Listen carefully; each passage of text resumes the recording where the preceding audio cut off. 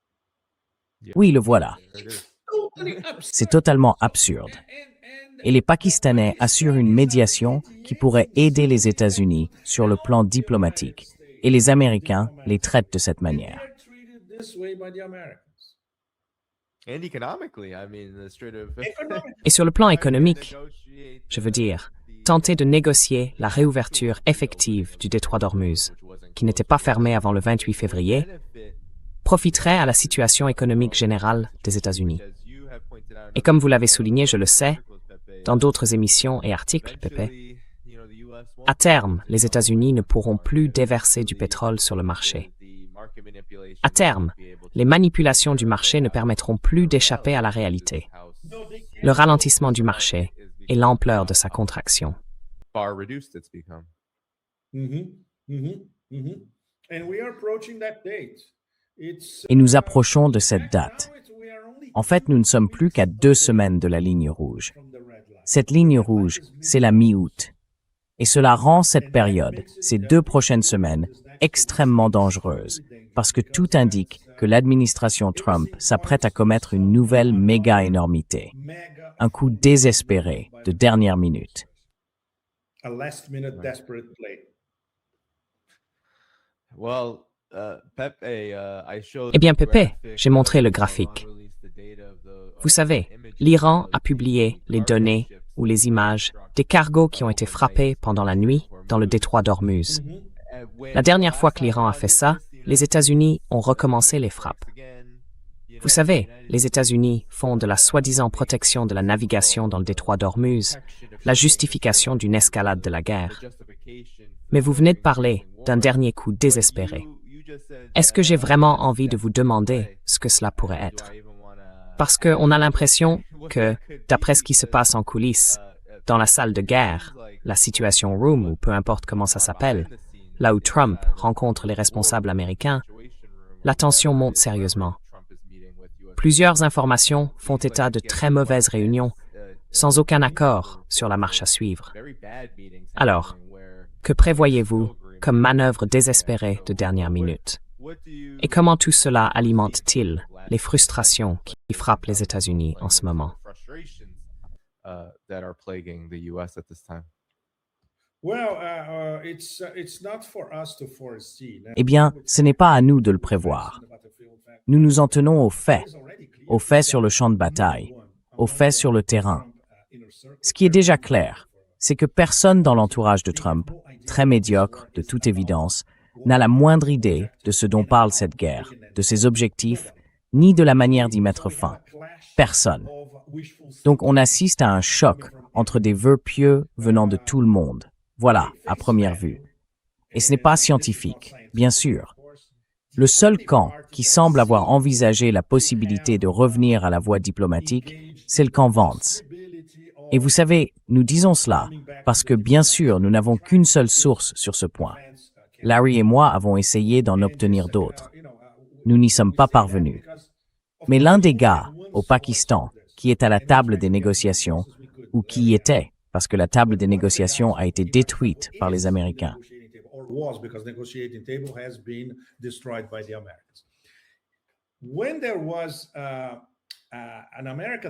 Lorsqu'une délégation américaine s'est rendue en début de semaine, c'était lundi, au quartier général de l'armée pakistanaise à Rawalpindi. Rawalpindi et Islamabad sont des villes jumelles. Cette source nous a dit, écoutez, nous sommes presque absolument certains, évidemment, ce n'est pas sûr à 100%, que les Américains qui faisaient partie de cette délégation avaient été mandatés par le bureau du vice-président. C'est donc une information très importante, parce que nous n'avons pas vu Tweedledee et Tweedledum, Dumb et Dumber, Kushner et Witkoff dans cette délégation. Il y avait d'autres personnes. Et de toute évidence, les Pakistanais ont immédiatement compris qu'il s'agissait d'un autre type d'équipe de négociation.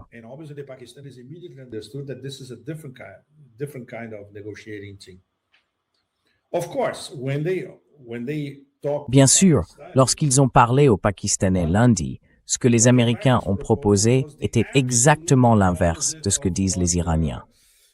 Les Américains veulent commencer par le dossier nucléaire. Ils veulent des concessions de l'Iran.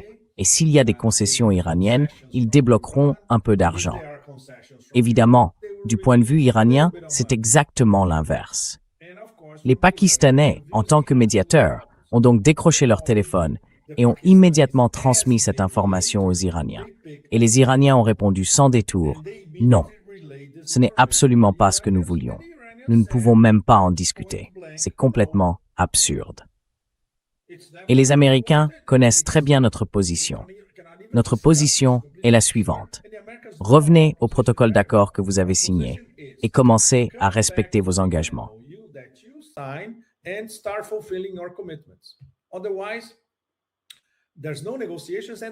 Sinon, il n'y a pas de négociation et il n'y aura pas de renégociation. Oubliez ça.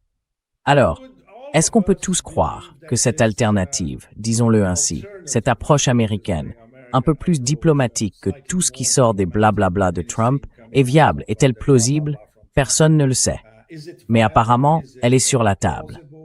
Le problème, c'est qu'ils ont fait une proposition que l'Iran a immédiatement rejetée parce qu'elle est complètement absurde. Cela veut donc dire qu'ils doivent faire marche arrière sur le plan diplomatique. Est-ce que cela va se produire au cours des 2 prochaines semaines? Encore une fois, personne ne le sait. Mais c'est compliqué, Danny. Le seul point positif, c'est que cette toute petite fenêtre d'opportunité existe encore. Mais elle se réduit jour après jour.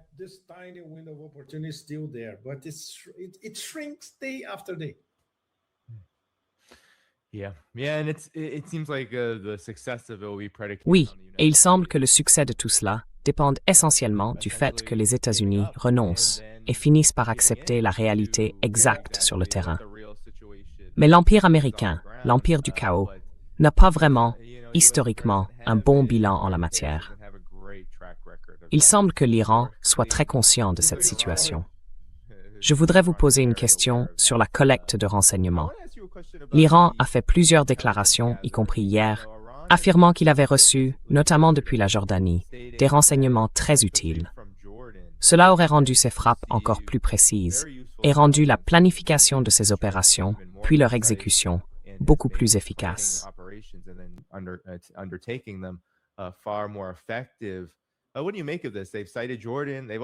Qu'en pensez-vous? Ils ont cité la Jordanie. Ils ont aussi cité le Koweït.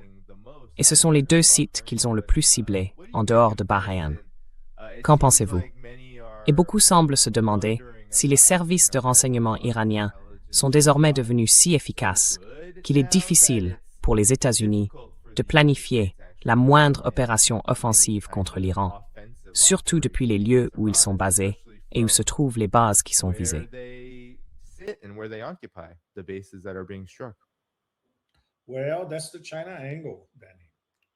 Eh bien, c'est l'aspect chinois, Danny.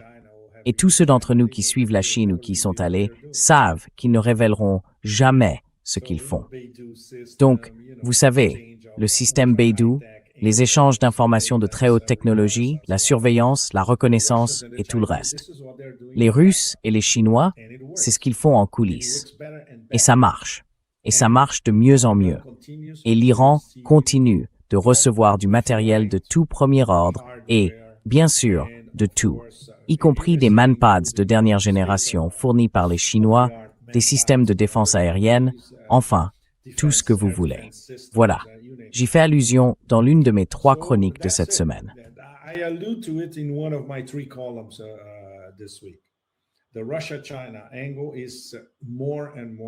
L'axe Russie-Chine est de plus en plus précis, très calculé et toujours assorti d'un déni plausible.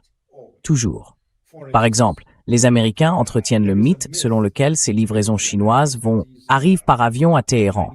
Non, elles passent par le port de Gwadar. Et Gwadar est très proche de Chabahar. C'est à 420 km.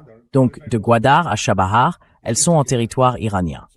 Ensuite, elles continuent par voie terrestre sur le territoire iranien. Alors, bien sûr, vous n'aurez pas, je dirais, de commentaires venant de Moscou ou de Pékin à ce sujet.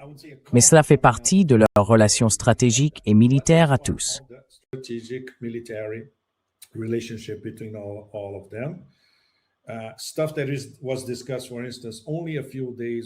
Des choses qui ont été évoquées, par exemple, il y a seulement quelques jours, lors du sommet des ministres des Affaires étrangères de l'OCS au Kirghizistan. Tout le monde était là. Wang Yi était là. Lavrov était là. Araghchi était là. Ishaq Dar, du Pakistan, était là. Voilà. Mais comme vous le savez, et comme notre public le sait, il est absolument impossible pour le Pakistan, pour la Chine, ou pour les deux, d'admettre que oui, nous fournissons à l'Iran du matériel de premier ordre via un port pakistanais. Vous imaginez? Néo Crassus, le babouin de Barbarie, la superstar de Truth Social. Mon Dieu, il deviendrait complètement dingue si ça devenait public. Mais les services de renseignement savent que c'est comme ça que ça se joue aujourd'hui. Danny, désolé, mais je dois y aller. Je suis vraiment désolé. Danny, I'm sorry, but I gotta go. I am so sorry. No, it's okay. Yeah, It's all right. yeah. We can Non, close that. c'est très bien. I On wanna peut make conclure sure ici. those, Je veux m'assurer que tout le monde sache que vos chroniques figurent toutes dans la description de la vidéo, afin qu'on puisse les retrouver, ainsi que vos comptes X et Telegram pour suivre votre travail. Et on vous retrouve bientôt, Pepe. Merci beaucoup de vous être joint à nous aujourd'hui. Pepe, thanks so much for joining today. Absolutely. Definitely. Absolument. Et vous savez, il va faire de plus en plus chaud au cours des 2 prochaines semaines. These next 2 weeks, no? Yeah. Oui, oui, on dirait bien que c'est la tendance. Bon, toujours un plaisir, Pep. Je vous recontacterai. Toujours un plaisir. Always a pleasure. Prenez soin de vous. Salut, merci, salut. Au revoir. Bye-bye. Bye-bye. All right, so that's Au Pepe revoir. Escobar, always great as Très bien, donc c'était Pepe Escobar. Toujours excellent, comme d'habitude. Une émission toujours incroyablement instructive. Et nous avons analysé les développements assez en profondeur ici. Je vais donc vous faire quelques annonces, puis je vais vous laisser. Je tiens bien sûr à remercier tous ceux qui ont envoyé des super chats. Merci à Peace Love Forever. Merci à Hussein Brazil, membre depuis 26 mois. J'apprécie tout votre soutien. Pepe est l'analyste géopolitique et culturel qui a le plus voyagé. Beaucoup d'amour, frère.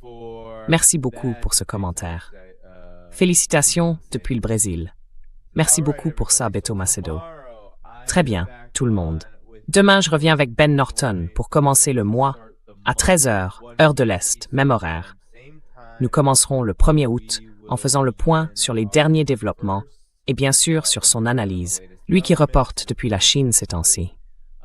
Alors, n'oubliez pas de nous rejoindre le 1er août à 13h. Be sure to tune in August 1st, 1 p.m. Eastern Time. Heure de l'Est. Par ailleurs, pour celles et ceux qui sont membres Patreon, membres Substack payants, même si je ne fais pas de programme exclusif publiquement sur la chaîne, je vais aussi essayer d'avoir des conversations avec les membres chaque semaine ou toutes les 2 semaines, et je les publierai. Donc les sujets que je n'ai pas le temps d'aborder ici, les questions que vous avez à me poser, tout cela sera possible. Et bien sûr, j'essaie toujours de répondre aussi aux questions et aux commentaires de celles et ceux qui envoient des super chats ici. Alors, bien sûr, abonnez-vous sur Patreon, Substack ou ici sur YouTube, devenez membre payant, et c'est à cela que vous aurez accès. Je vais essayer d'en faire davantage dans les semaines et les mois à venir. Restez donc à l'écoute pour tout ça. Mais oui, sans plus tarder, tout le monde, nous sommes maintenant, je pense, à un moment charnière en géopolitique.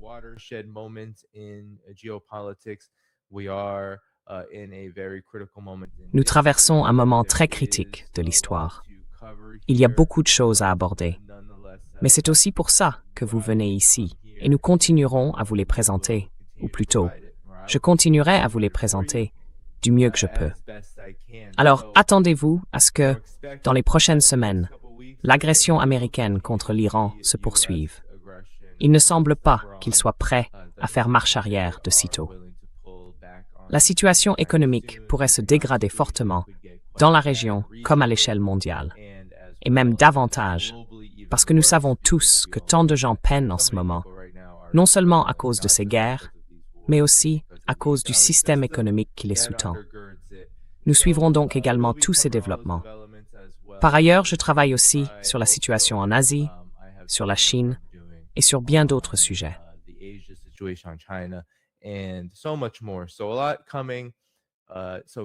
Donc, beaucoup de choses à venir. Rejoignez-moi demain à 13 heures, heure de la côte Est, ici même dans cette émission, le 1er août, avec Ben Norton. Je vous remercie vraiment tous d'avoir été là aujourd'hui. Demain, nous parlerons davantage de ce que je n'ai pas eu le temps d'aborder aujourd'hui. Les discussions autour d'un blocus terrestre par les États-Unis et Israël. Maintenant qu'il semble que le blocus maritime de l'Iran ne se passe pas très bien, surtout avec le contrôle très ferme exercé par l'Iran sur le détroit d'Ormuz. Mais un blocus terrestre et aérien de l'initiative chinoise des nouvelles routes de la soie, par la Chine et l'Iran, ainsi que par le reste de la région eurasiatique, ne fonctionne pas vraiment non plus. Et les États-Unis et Israël n'ont tout simplement pas la capacité de le faire. Mais c'est ce qu'ils préparent, et nous pourrions voir cela être mis en œuvre très bientôt.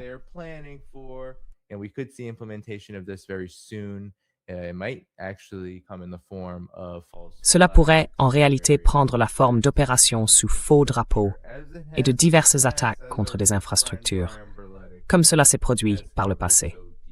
Notre bon ami Brian Berletic l'a analysé très en profondeur dans son émission, ainsi que sur cette chaîne.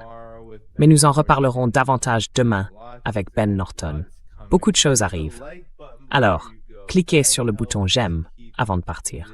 Cela aide cette émission à rester présente dans l'algorithme de YouTube bien après la fin de cette diffusion. Allez dans la description de la vidéo pour retrouver tout le travail de Pepe. Mais si vous le pouvez, bien sûr, abonnez-vous sur Patreon ou Substack. Vous pouvez faire des dons ponctuels via Buy Me a Coffee et vous pouvez aussi devenir membre YouTube ici afin de soutenir le travail de cette chaîne. Rendez-vous demain, le 1er août, à 13 heures, heure de l'Est des États-Unis, avec Ben Norton de Geopolitical Economy Report. D'ici là. Until then,